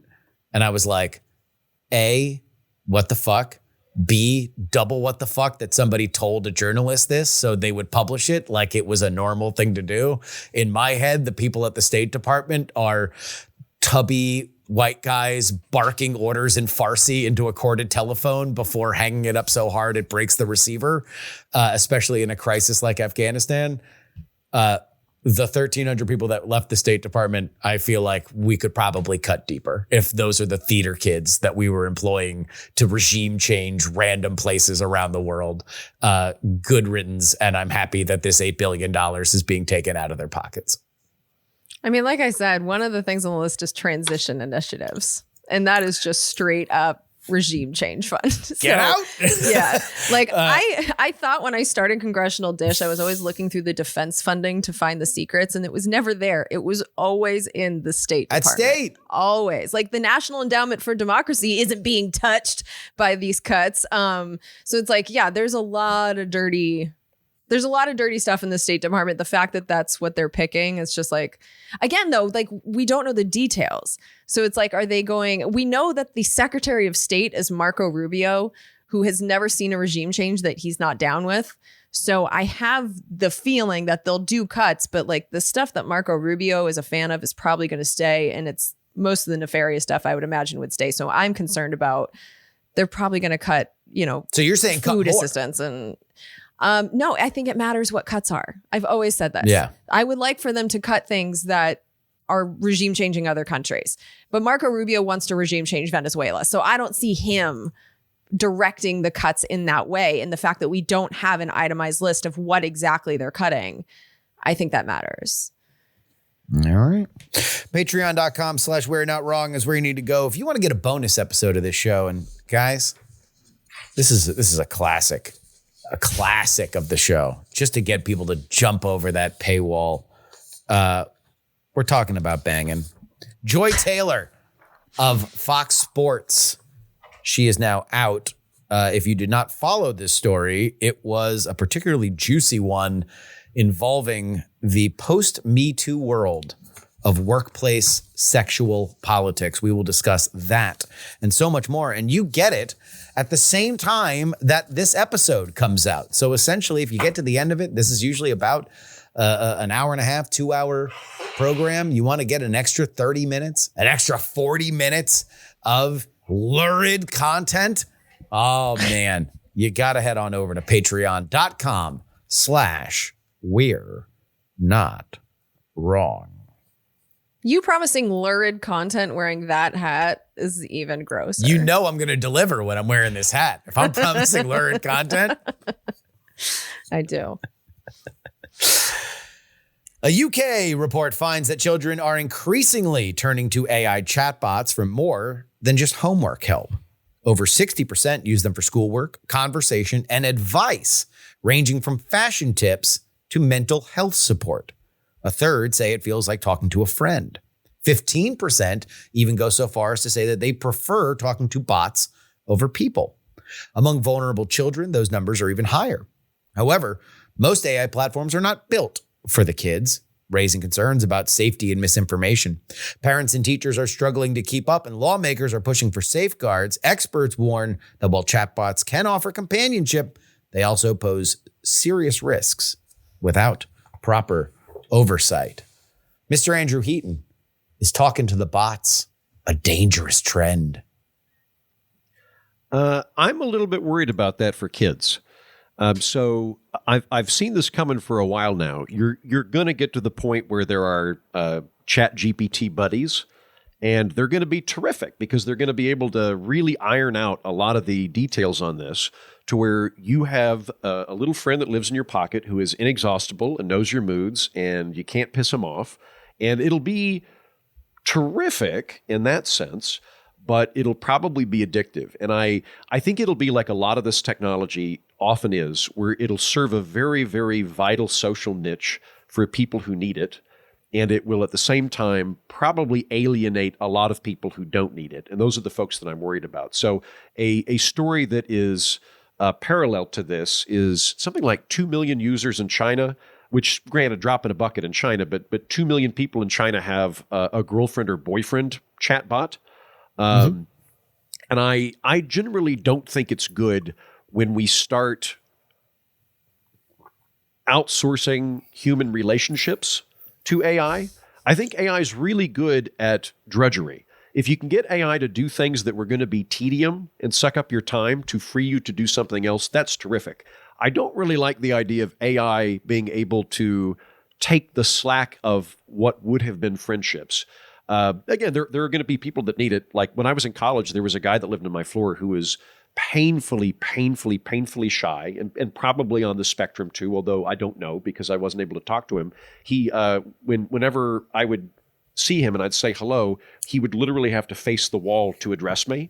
He was so shy. And for a guy like that, I think it would probably be very useful in that it would provide some social comfort and perhaps some training wheels to get him to the point where he's less worried, less shy, could interact with other people. So I see a lot of positives for it, but I don't like the idea of kids in particular becoming more isolated than they already are. I don't like the idea of kids during their prime socializing years not socializing. That's going to have a lot of weird ladder effects. So yeah, this bugs me a little bit. In terms of what to do, I'm not entirely sure. I will say I tend to view kids as different than adults when it comes to this kind of thing. I would not want to have anything paternalistic for adults in terms of having a AI friend or AI girlfriend or whatever. For kids, maybe so. But I think part of the way to get around that would just be to make an app for kids. Like one of the great possibilities of technology in this regard is that every kid in America, if not already very shortly, is going to have their own personal inexhaustible tutor, which is amazing. That's going to be great. I'm very, very much in favor of that. But maybe the way to do it is to get ahead of it and find out the things that we want AI to be assisting kids with and funnel them that way, as opposed to just giving them ChatGPT and letting them run wild. Have you ever, Heaton, talked to an AI chatbot for any kind of emotional or personal problem? Yeah, I have actually a couple of times. I usually, I use ChatGPT like a personal assistant, basically. And in fact, I think like a lot of the stuff where people bemoan ChatGPT is like atrophying your brain. I'm like, but I'm literally just able to do what all the wealthy people previously did with their own personal assistants. Like that's all I'm doing. Is I get to have interns. I think that's great. Yeah, a couple of times I've done it, and it's been more of maybe there was a particular personal issue that I didn't want to talk to somebody else, but I wanted to kind of be able to throw a ball against the wall and see what happened, and so talk to ChatGPT about it. Yeah, I've done that a couple of times. That is one of the things when I was working with OpenAI to talk to educators about ChatGPT, a common theme across different continents and socioeconomic levels is that educators consistently said that it was most effectively used as a tool because students knew that the technology wouldn't judge them, that they could ask the same dumb question over and over and over again and just say, I don't get it, I don't get it, I don't get it, I don't get it. And it would keep reframing it and keep going back step by step meticulously in a way that they would feel like an idiot if they did it with their parents or if they did it with a peer or if they did it with a teacher. And so I do wonder where that comes into when you get into the more personal things of like, why didn't this person text me back? Or I feel bad, or I feel horrible about my body, or any of the things that go through the mind of a child. Jen, is this a dangerous trend? So I don't disagree with anything that Andrew said, but I kind of put myself in the shoes of someone old enough. So like, young teenager, right? Who I think is who we're aiming for here. Like old enough to be using this, but young enough to still be a child. And like, would this have helped me or hurt me as a teenager? And for me, I mean, you guys know how social I am, but I also kept an enormous amount of what was going on with me to myself, which I've been thinking about a lot lately. And had I had this tool at the time, having kept so much of what was going on with me to myself, to even be able to verbalize it just by speaking it into the phone, I think it could have served as a form of therapy. It could have been like, I talk into it and say, I'm having this issue. And then to have these different perspectives come back to help me think it through, I think could have been really helpful. Or even just the act of like getting it out of my body. This thing happened, saying it out loud, putting it in writing, even if it was through my fingers. Like there was a lot of stuff that I just never said out loud because I didn't think people would believe me. And so I kept it all to myself and I navigated so much by myself. And so is it dangerous? I see the idea that it could be very socially isolating because obviously a chatbot that's trying to please you is easier than navigating real world relationships. But in my world, I would have been using it to navigate my real world relationships, to be like, why doesn't this guy want to, publicly be my boyfriend? Like, why does this girl say these things about me? And if it was giving me information like, well, it could be this, or it could be this, or, like all the different possibilities. I mean, I'm even doing it right now with my dog. Like, we don't know if we're going to give her surgery. And so I'm like, ChatGPT, like, how do I make this decision? How do I know, like, when is a good time to make the call? Like, having something that doesn't judge you to help you think things through, I can see some value in that, even for kids. So I don't know. There was a story that went viral on Twitter. Yeah, it's a tough one. There was a story that went viral on Twitter that a parent who had a kid that was of the age that they were obsessed with Thomas the Tank Engine. All they want to talk about day and night. Wake up in the morning, want to talk about Thomas the Tank Engine, go to sleep talking about Thomas the Tank Engine. The parent got to a point where he's like, all right, I cannot talk about Thomas the Tank Engine anymore. Put on ChatGPT voice mode. And for 3 hours, he left his kid alone, came back, and he was still talking about Thomas the Tank Engine because the AI is inexhaustible. Yeah. It's like it will just keep going over and over and over again. It doesn't care if you're running over the same ground. It is just there. It's made me wonder whether or not, it is a well-known phenomenon with children's development that they have imaginary friends, right? That they are creating these personalities. I wonder if my daughter is going to have an imaginary friend. It'll just be real. Oh, wow. It'll just be a real thing that she talks to. And then I'll be able to talk to her imaginary friend. Yeah. So I've got, these are all really good points, by the way. I see a lot of upshot and potential for this.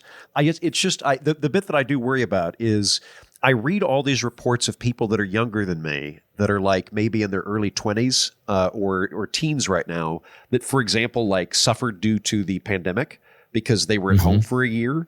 I read these stories that apparently it's much harder for people in their 20s to date. They don't really know how to like go and ask somebody out for a date. And it's fucking horrible. When I was in high school, if you wanted to get a girl's phone number, you had to ask her for her phone number, which was terrifying. Then you would call her landline, at which point her dad, who is a Vietnam vet with a shovel and an acre behind his house, would want to interview you to see if you were going to try to fuck his daughter. The answer is no. I was very much a virgin when I was in high school. That was all traumatizing. Then you could finally talk to Becky, right? I get it. It was really, really a difficult thing to do. It was very emotionally and psychologically arduous. It did make it a lot easier for me as an adult to be able to just talk to somebody at a party and get their phone number. And I'm told that this is something that younger people struggle with more. And I'm worried about them. I think like the broader thing, I think about this kind of on a background level a lot. In the 20th century, we got into a really big societal fix of trying to make everything either a transaction or a government service. Just like kind of everything in life became, I'm either going to purchase this or I'm going to get it as a service from the government. And I think a lot of life is really just relationships where instead of me, going to Home Depot to buy a hammer, I walk across the street and talk to my neighbor and ask him if I could borrow his hammer. I think we've lost a lot of that. And I think a lot of the angst and tumult and loneliness and sadness that we're experiencing as a culture is because we are at this really heightened period of alienation and loneliness in our society. So the bit that worries me is that this is going to cause people to atrophy their relationships and their ability to build relationships. But hopefully not, because Jen makes great points. I could see it actually being a way to enhance them and facilitate them.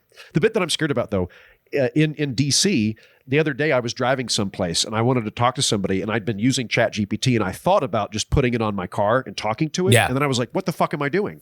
I have all these wonderful friends scattered across the world. I would literally be taking time away from catching up with my friends to talk to a fucking robot. But it rattled me when that happened. And I worry that other people may not have that same presence of mind. But you have friends. So my mind actually went somewhere else. And it's probably because of what I was just watching. I watched a documentary on the Moscow, Idaho murders, which, if you're not aware, there were 4 kids that were basically like asleep.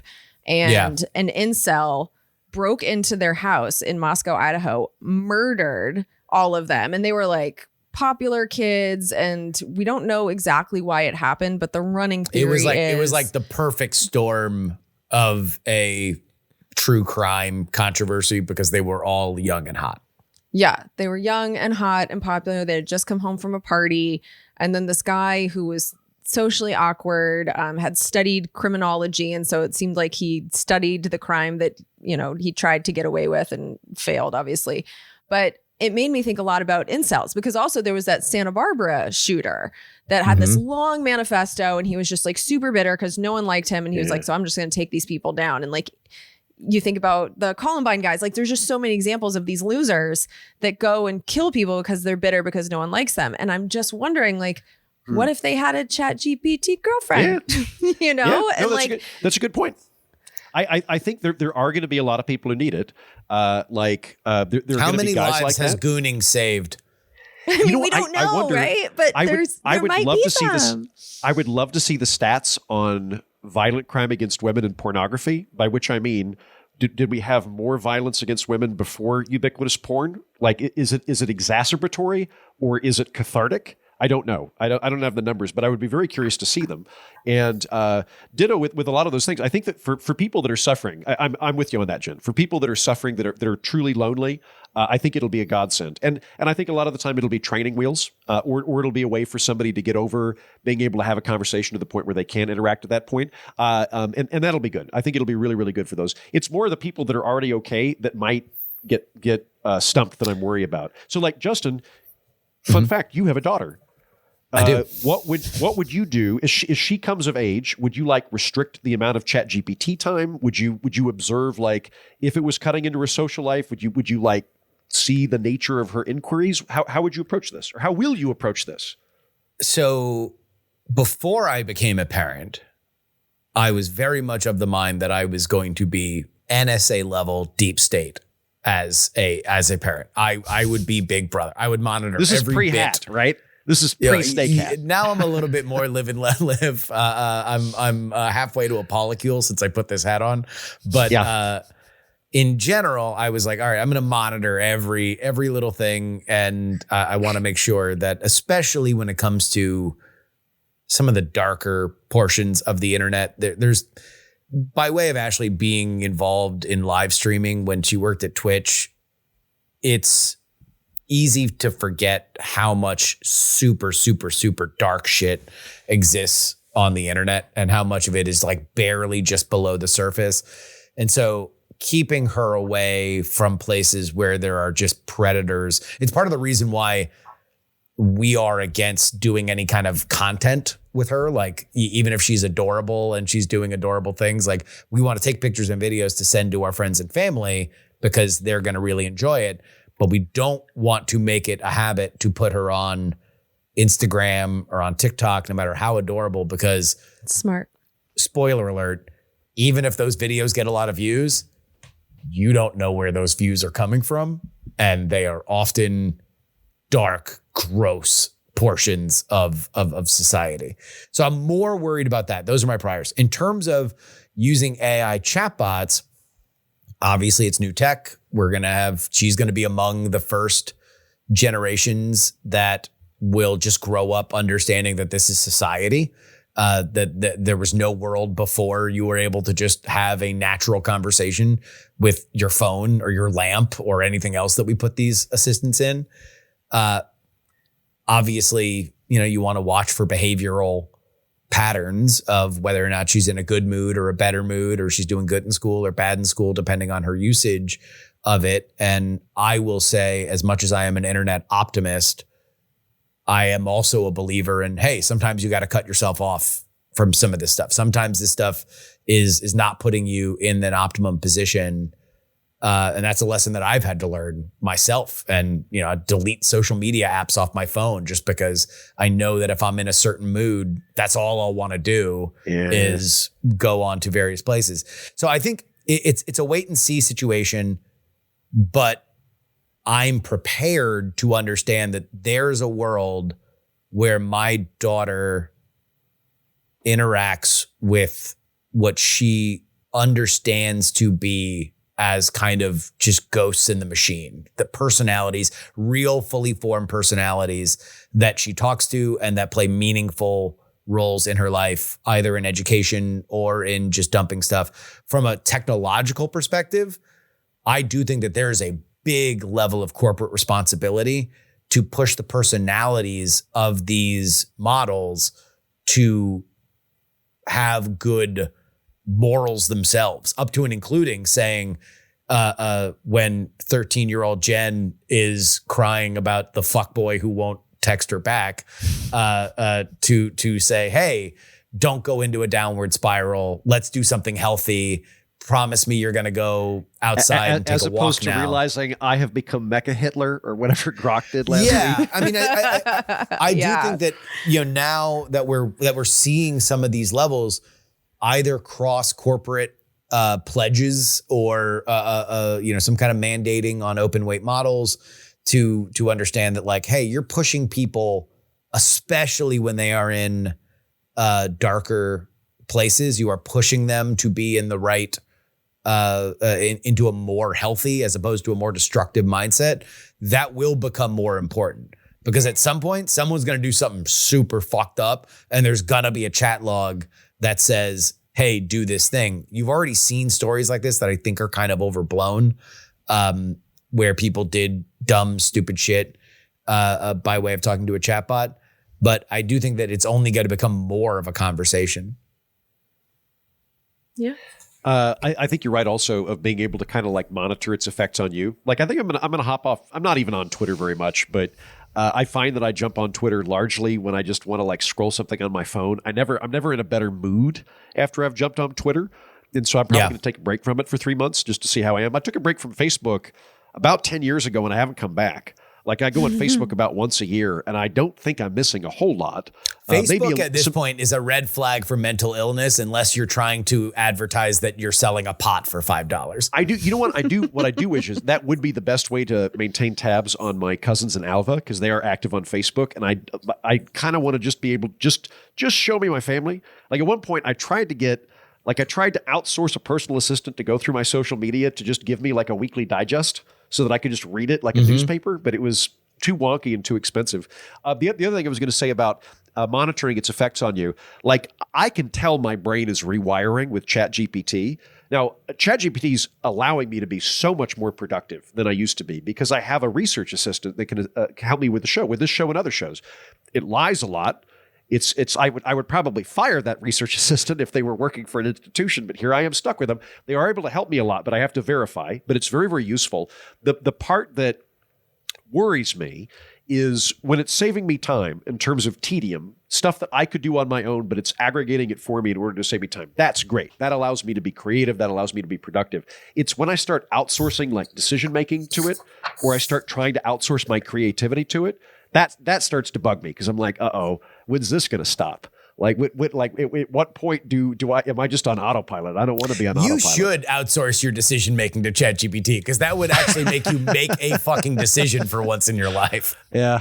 Yeah, that's true. Yeah, you're right. That'd probably be best. You're saying just remaining like strategically ambiguous in all situations until somebody gets so exhausted that they force me to say no is not a good way to go through life. I'll say all of our personal, if we're judging on the personal effects, 90% of the most pressing conversations that we have had about your life has centered around you either not making a decision or fretting so much about a decision that you are paralyzed by indecision. You know what? You know how like Spider-Man got bit by that radioactive spider? I wish I could be bit by a radioactive assertive person. That would be great. Like if anybody ever walks by, we don't want to add this to the pill because we are we're building we're building your pill pit. Right? Abs, so we have the gay pill, bisexual. Yeah, we have the gym pill, and now the assertive. Again, the assertive. Heaton's number that might one. Just be testosterone. Like if I just start taking testosterone supplements, will I make decisions easier? If there's a doctor listening, please write in. We're just trying a circle, a testosterone replacement therapy for Heaton. Yeah, maybe that's what I need to do. Yeah. We're not wrong pod at gmail.com. That's where you have to write in. The root of all evil, writes Heaton.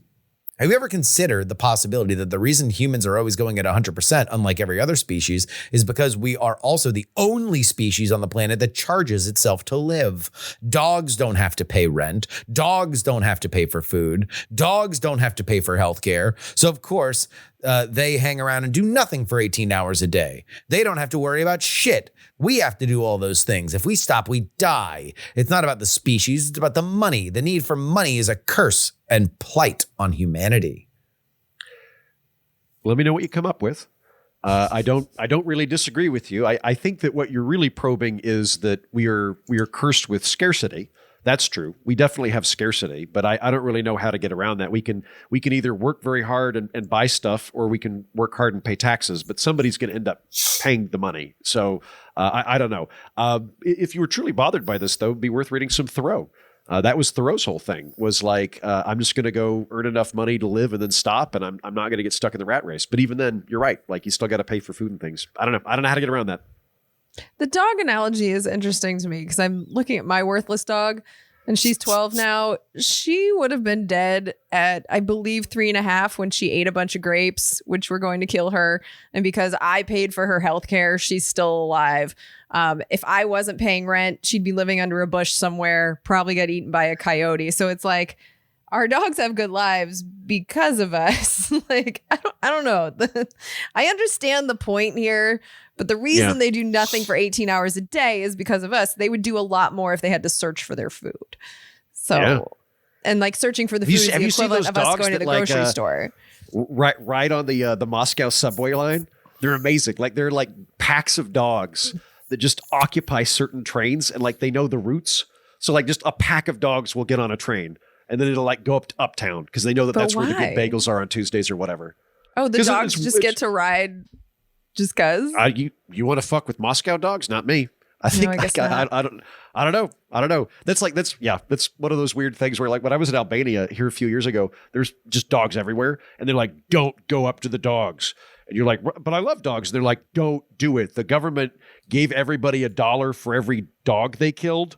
And then everybody just shot the friendly dogs. So the only dogs that are left are the not friendly dogs. And the only reason they stopped is they ran out of bullets. So don't touch the dogs. And I was like, all right, that's the weird incentive structure. Fine. That's so sad. Yeah. All I do is win, writes. An idea for a political party. The Win Elections Party. What are our ideological positions? Whatever will win us the election. What are our policies? Whatever will win us the next one. How do you raise money? In whatever way possible. Do you want to throw your money behind winners? Then give us your money.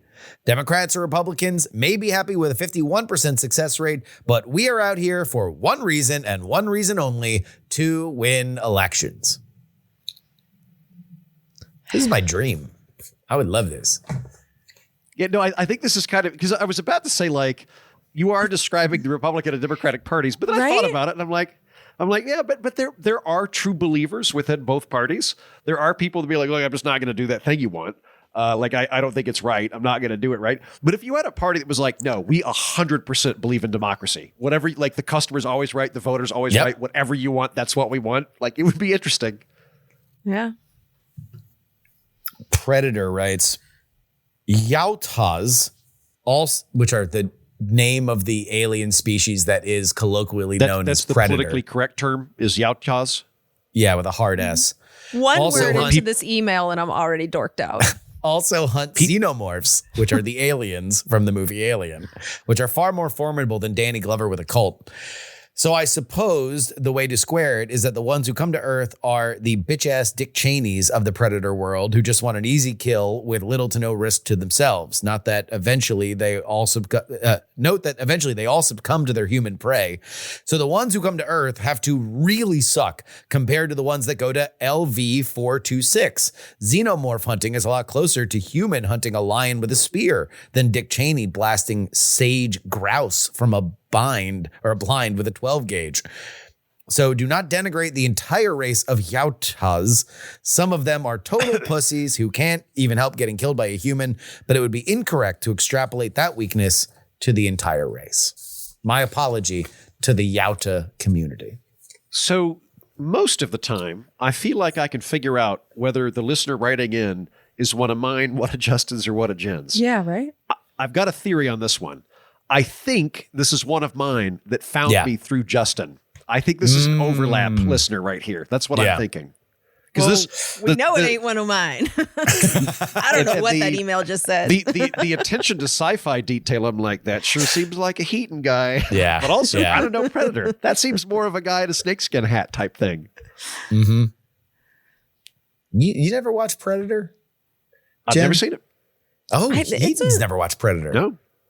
Yeah, I'm aware of it. I think maybe when I was a lot younger, but it's not something that stuck with me.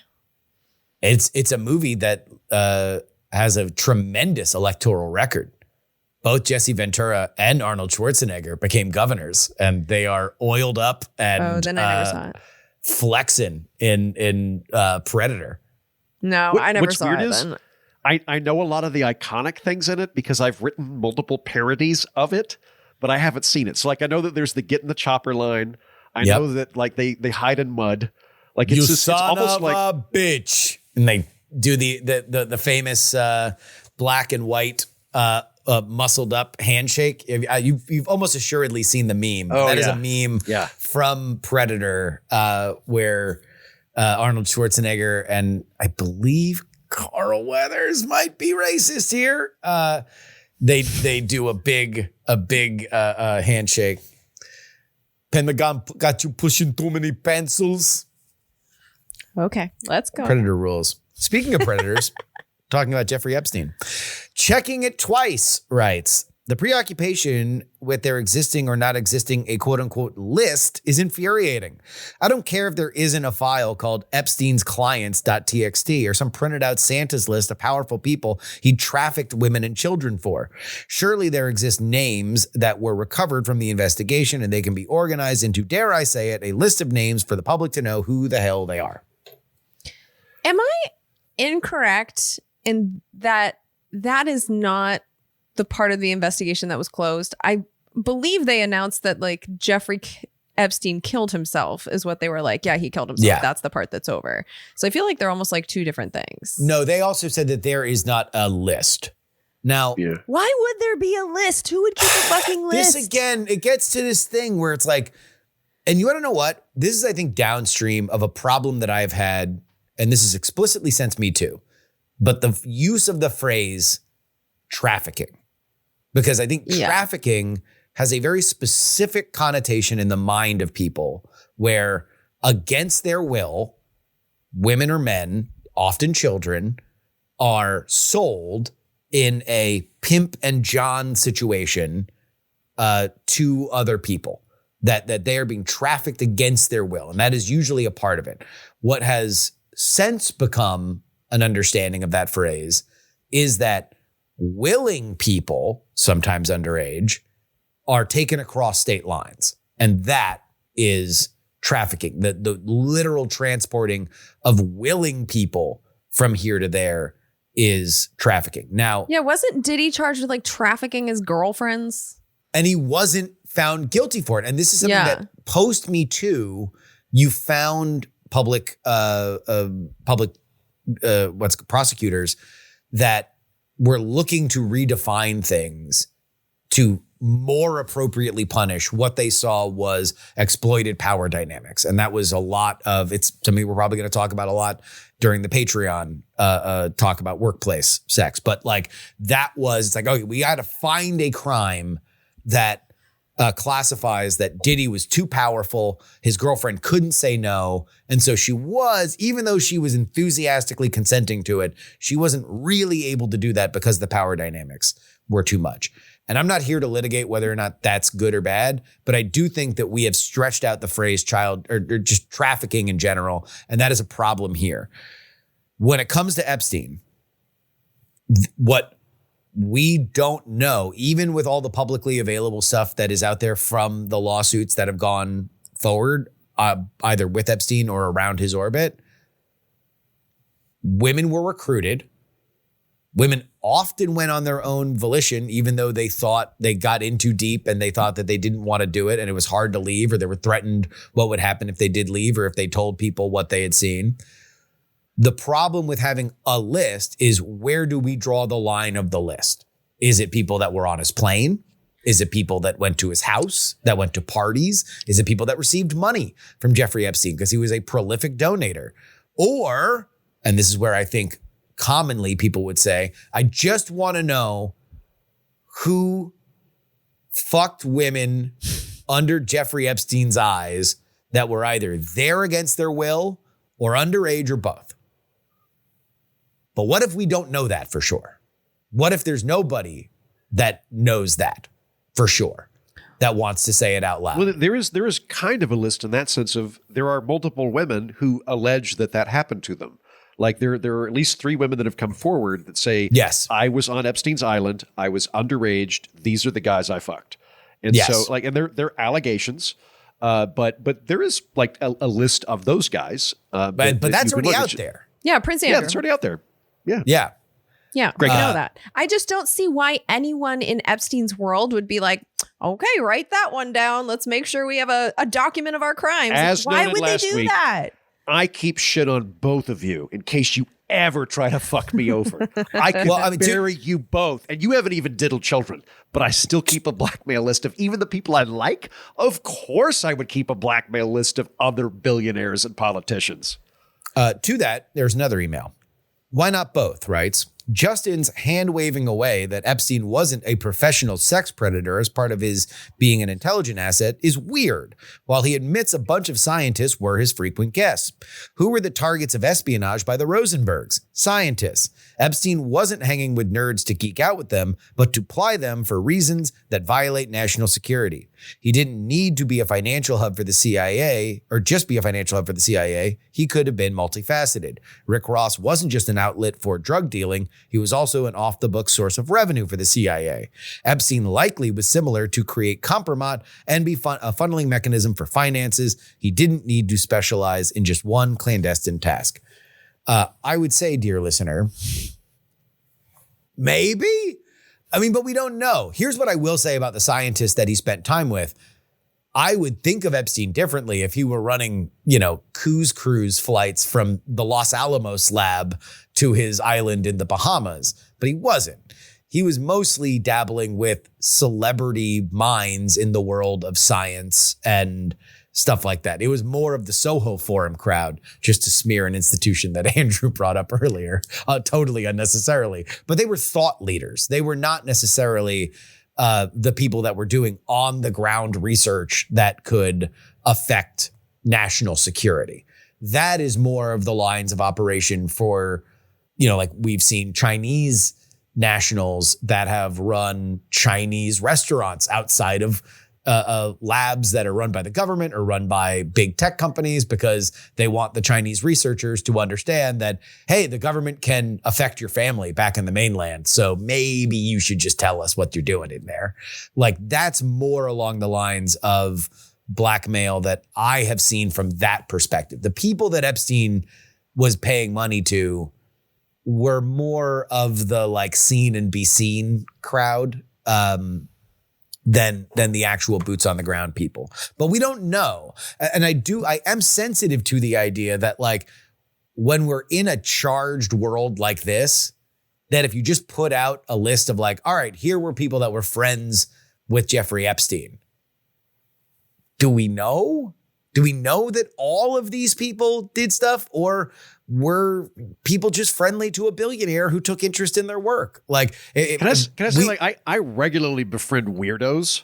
I like weirdos. I enjoy colorful, weird people.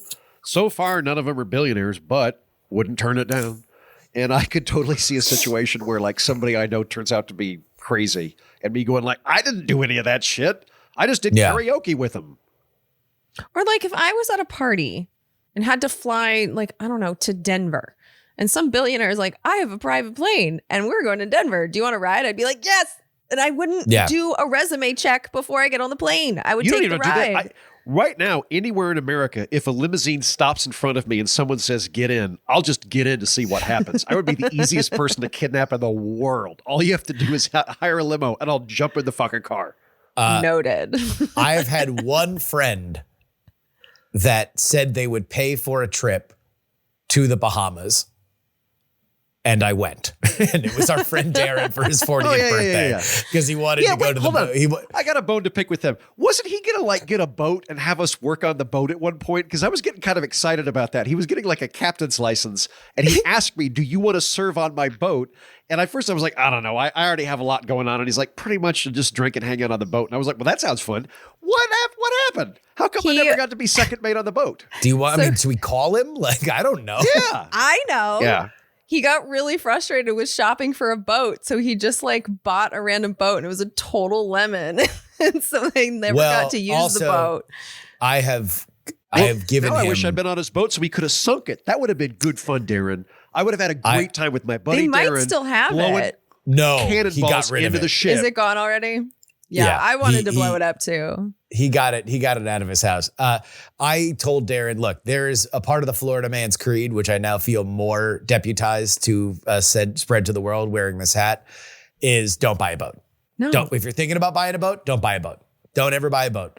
Rent go to a yacht club. Boat. Go to a yacht club, rent a boat. If you really want to spend a lot of money, go to a yacht club. You can get a boat for however amount of time, rent the boat for 2 years until you look at the money you've spent and you're like, I probably could buy a boat. And at that point, don't buy a boat because it's always a gigantic waste of money. Are you talking about yachts or are you talking about like a pontoon? All of the above. Any boat. Boat. What about a jet ski? Boat. Jet skis are fucking fun. If I ever do really well, I'm going to buy a jet ski. If you live on the beach and you can just take the jet ski around, fine. That's good. Whatever. At least it's less of an expense than a boat. It just makes sense for me to rent one right now. You're right. It doesn't make any sense to me. It's never my parents bought kayaks. Kayaks were great. Everybody should get a kayak. Good cardio. I mean, they're not that expensive to rent, not just kayaks, but like boats. Joe and I are big fans of renting like pontoon boats. And for a couple $100, you can get it for a couple hours. It's all you really want. And you can bring like 12 friends along. Like, I love renting boats. And then all the responsibility of maintenance, cleaning that thing, somebody else's problem. And then you go on with your day. Renting boats is the best. I would never want to saw own the one. gleam in our friend Darren's eye during the lockdown when he was like, got really into like, oh man, I'm going to go do this. I'm going to sail, blah, blah, blah. It's like, I think I'm going to buy a boat. I'm like, don't buy a boat. And then we just went back and forth. And every time he got close, I'm like, don't buy a boat. This is the Florida man. I owe it to you as a Florida man. I need to tell you, don't buy a boat. And then eventually he bought a boat and it sucked and he got it out of his system. So I was happy about that. And then he bought a hot car. And I was like, a Florida man's advice, buy a hot car. Yeah. Hot cars are great. If you're rich, you have a hot car, you put your hot wife in it, you drive around, you're like, this is why I'm hot. That's a great way to spend money. Expensive cars. Because at least they don't sink. That's the other problem about boats is that they sink. And rust. Yeah. It's a bad time. It's a bad time. Tap the Sign brings us on home. My Not on Epstein's List t-shirt has the people asking a lot of questions already answered by my shirt. I like it. Pretty funny. We're Not Wrong is a production of Dog and Pony Show Audio. Our editor is Will Saddleberg. 2 new guests on the PX3 this week. Emily Jashinsky of the After Party podcast. Nailed it. She was an absolute hoot on the program. She is on Wednesday. And then on Friday, There's a man by the name of Jack Gamble. If you don't follow Nobody Special Finance, he was a nuclear engineer who 4 years ago decided that his hobby of watching financial markets was going to be his job. So he left the extraordinarily safe and high-paying world of nuclear engineerdom and decided he was just going to be a YouTube personality talking about the markets. I very much appreciate his insight. I've been following him for a while. He is a no-nonsense, tends to be glass half empty kind of guy. So whenever he says that there is good news in the market, I tend to believe it more than I would believe, baseline financial reporting. So we have a great conversation about inflation, where the market is, how tariffs have affected things, and where he expects them to affect them going into the midterms. That is on Fridays, PX3. Jen, what's cooking? What's sizzling on the congressional dish? Well, I am still in the middle of reading that damn big, beautiful bill. I'm about halfway through, so my feed is quite quiet right now. But when I come back, I'm going to have a lot for you guys. And so in the absence of a new congressional dish, since I talked about it a lot, I do recommend that you listen to the episode of The Daily that I was listening to, where I got the information about that radio station, which it turns out it was KFSK-FM in Petersburg, Alaska. The guest was a guy named Tom Abbott, who's the general manager of that radio station. And the episode was from July 11th, and it was called, "Is Congress About to Kill This Local Radio Station?" So listen to that, make up your own decisions, and I will finish that damn bill as fast as I can. Is it going to be one big, beautiful episode, or are you going to spread it out? I have to split it into two, because this is one of those, like, a lot of time, like, I'll read quiet act of defiance. Well, a lot of times I'll read like a government funding bill. It'll be 1,000 pages, but it's just like, continuing funding from last year. So the stuff that's worth talking about is maybe 100, 200 pages of it. In this one, every single provision is something. So that's what's taking me forever to read this. Some of it is incredibly impactful. And the tax stuff, I've got to tell you, it's just hard to understand. So like yesterday, I worked for an hour and a half. I did 7 pages, wanted to shoot myself. So yeah, it's a bitch. And so I think I don't know how I'm going to split it, but it's going to have to be 2. I'm kind of thinking doing the stuff that's really impactful and then just doing the taxes completely separately. But yeah, it's going to have to be at least 2 episodes. It's just too much. I have a fun interview this week. I've interviewed 2 people that have been exiled from China. One is Melissa Chan, who you probably know, Justin, as I met her through an organization that we're both members of. She's a journalist based in Berlin. She's the first foreign journalist to get kicked out of China since like maybe 1960. Like they'd been pretty good for a while, and then she kept reporting, and they were not okay with that, so they kicked her out. She wrote a book along with a friend of hers who is a political cartoonist, an artist, who likewise got exiled from China. And it was a really, really interesting conversation with them about what it's like working in that environment, what kind of pressures are on people, where they see the trajectory of China going, what are they worried about in America. So it's a really good chat about kind of the authoritarianism that's real and what's not real over in China at this time. All right. Cool. Head on over there. Check that out. But that's it for us on the main feed. Unless you're a patron, then you get all sorts of lurid talk. But until then, this is your old pal Justin Robert Young for Andrew Heaton and Jen Briney, tipping my snakeskin cowboy hat, saying, "We're not wrong." That hat is. You're wrong. The hat's awesome.